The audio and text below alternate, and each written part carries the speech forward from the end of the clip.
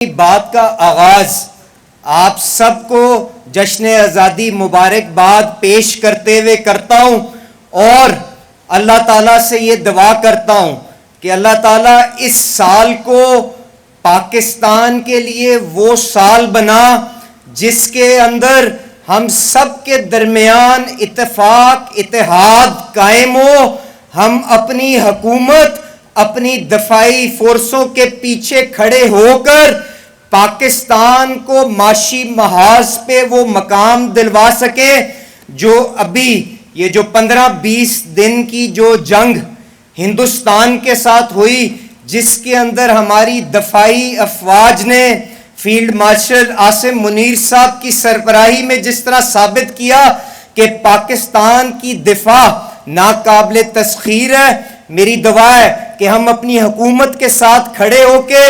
اپنے اپنے طور پہ کردار ادا کرتے ہوئے پاکستان کو معاشی محاذ پہ اس کا مقام دلوا سکیں جو اس کا حق بنتا ہے۔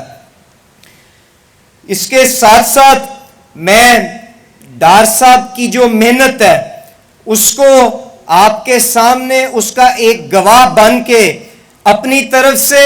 اور ساری بزنس کمیونٹی کی طرف سے میں سلام پیش کرتا ہوں۔ انہوں نے جس محنت کے ساتھ پاکستان کا خارجہ محاذ کے اوپر وقار بڑھایا ہے، آج کوئی بھی بین الاقوامی فورم کے اوپر کوئی بھی جگہ کسی بیٹھک کے اندر کوئی گیدرنگ کمپلیٹ نہیں ہوتی جب تک پاکستان کی وہاں پہ نمائندگی نہ ہو۔ کبھی چائنا کا کوئی وفد پاکستان تشریف لا رہا ہے، کبھی کوئی امریکہ کا وفد پاکستان کے اندر تشریف لا رہا ہے، کبھی دوسرے ملک سے یورپ سے کوئی تشریف لا رہا ہے۔ تو یہ جو ساری محنت جس سے انہوں نے پاکستان کو یہ عزت اور مقام دلایا، میں اس کے لیے آپ سب کی طرف سے پوری قوم کی طرف سے ڈار صاحب کو سلام بھی پیش کرتا ہوں اور آپ سارے لوگوں کو یہ خوشخبری بھی دوں، جس طرح سے میرے بھائی ایس ایم تنویر صاحب نے کہا کہ اب اس ساری محنت کے فوائد اب پاکستان کی طرف آنا بھی شروع ہو گئے۔ یقیناً خطے کے اندر پاکستان کو امریکہ کے اندر ایکسپورٹ کرنے کے لیے کم ترین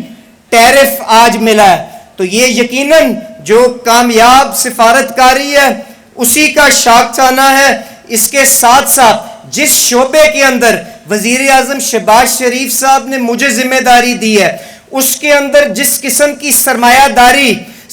کاری جو آ رہی ہے، ایک ایک کنواں جو ہم آپ کے سمندر کے اندر جا کے کھودتے ہیں، 100 ملین ڈالر کی سرمایہ کاری درکار ہے۔ اگر ہم نے امپورٹڈ ایندھن سے اپنا انحصار ختم کر کے مقامی ایندھن کی طرف آنا ہے تو شہباز شریف صاحب کی اور ڈار صاحب کی سربراہی میں نہ صرف پیٹرولیم شعبے کی ہر پالیسی کو بھی اپ ڈیٹ کیا گیا ہے، بلکہ یہ جو امریکہ سے جو یہاں پہ سرمایہ کاری آ رہی ہے اس کا رخ بھی کیا جا رہا ہے، اور بہت قریب جن مسائل کی طرف ہمیں بات کرنی پڑتی ہے، جن کا جنم مہنگے امپورٹڈ ایندھن کی وجہ سے ہوتا ہے، کہ جن کی قیمت ہمیں مجبوراً کاروباری طبقے کے اوپر پاس کرنی پڑتی ہے۔ انشاءاللہ تعالی انہی لوگوں کی سربراہی کے اندر اس سے بھی چھٹکارا حاصل کرا کے دکھائیں گے اور بہت ساری کنسیشنز انشاءاللہ تعالی پاکستان کے کاروباری برادری کو دلوا کے رہیں گے انشاءاللہ تعالی۔ اس کے ساتھ ساتھ تنویر بھائی، آپ نے جو ایکسپورٹ فیسیلیٹیشن اسکیم کی بات کی، یقین مانے وہ ایک صورتحال ایسی بن گئی تھی کہ آئی ایم ایف کی ایک انٹرونشن کی وجہ سے ایک انوملی کہ آپ امپورٹڈ خام مال کے اوپر ایک فرق ٹریٹمنٹ ہو رہی تھی، مقامی آپ کے را مٹیریل کے اوپر فرق ٹریٹمنٹ ہو رہی تھی۔ یہ جو پیچیدہ مسئلہ تھا، اگر ڈار صاحب کی مدد اس کے اندر مہیا نہ ہوتی تو یقین مانے جس طرح پچھلے 13 مہینے گزر گئے، آج بھی ہم اسی جگہ پہ کھڑے ہوتے اور اسی طرح پوری اپ سٹریم انڈسٹری جو ہے سفر کر رہی ہوتی۔ تو اگر کسی کا شکریہ ادا کرنے کی ضرورت ہے تو وہ شخصیت ہے جو آپ کے ساتھ بیٹھی ہوئی ہے جی۔ آخر میں میرے ایک اور بھائی احمد نواز سخیرہ صاحب نے کہا کہ کاروباری طبقے کے ساتھ شاید ہمیں جو اپنی یہ گفتگو اور اپنی یہ جو ملاقاتوں کا سلسلے کو بڑھانا چاہیے. تو احمد بھائی آپ کا مشورہ سر آنکھوں پہ، پر میں اپنے آپ کو بزنس کمیونٹی کا نمائندہ سمجھ کے ان سارے ساتھیوں کی تکلیف کو آواز دینے کے لیے جو چھوٹا موٹا کردار ادا کر سکتا ہوں انشاءاللہ تعالیٰ پہلے بھی کیا ہے اور آگے بھی کرتے رہیں گے. اس کے ساتھ جو